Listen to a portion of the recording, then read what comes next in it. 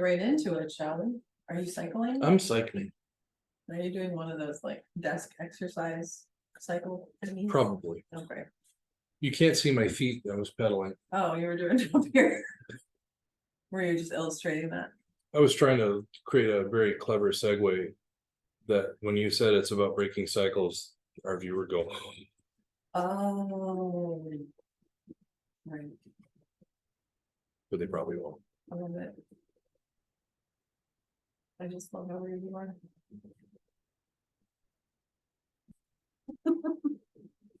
Okay. Break some cycles. So chapter 8 is about breaking cycles. And this is, again, if you're to this point, you probably have gained some self-awareness on what your relationships are, why they are, and what you're doing. If you have not learned from your relationship some piece that it's trying to tell you, it's going to show up again with a different face. And you're going to get real excited and go do the same thing again.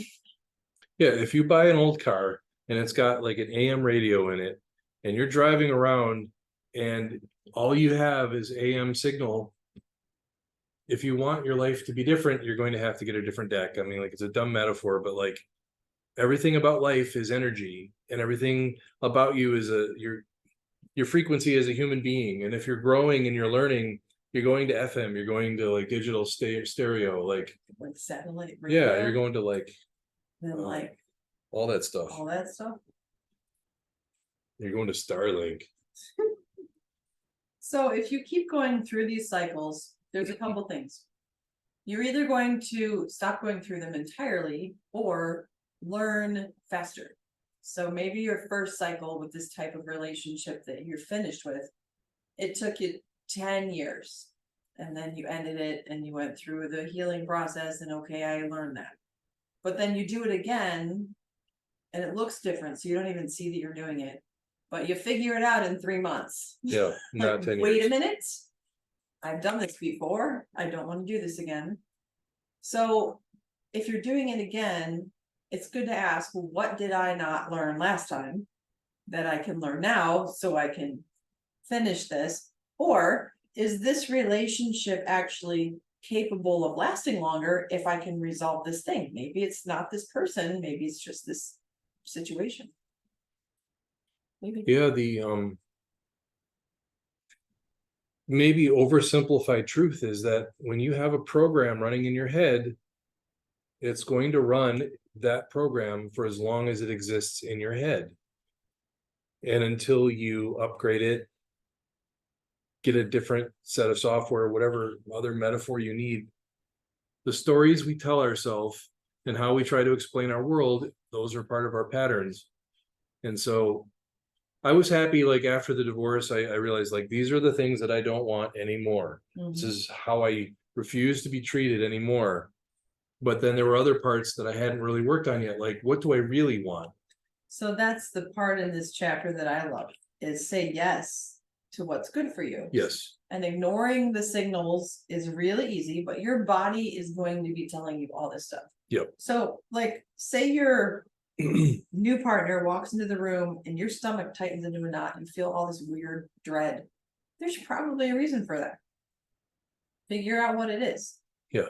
If you come back home from a trip and their car's in the driveway and you go, ugh, that's not a good thing. So your body will respond really, really often. A lot of times it's subtle, but it's actually really loud. We're just not paying attention. So our yes and our no is a visceral response that we can feel in our body if we want to. So when you see, you see one of your best friends and they walk in the room and that feeling you get, oh, I'm so excited to see you.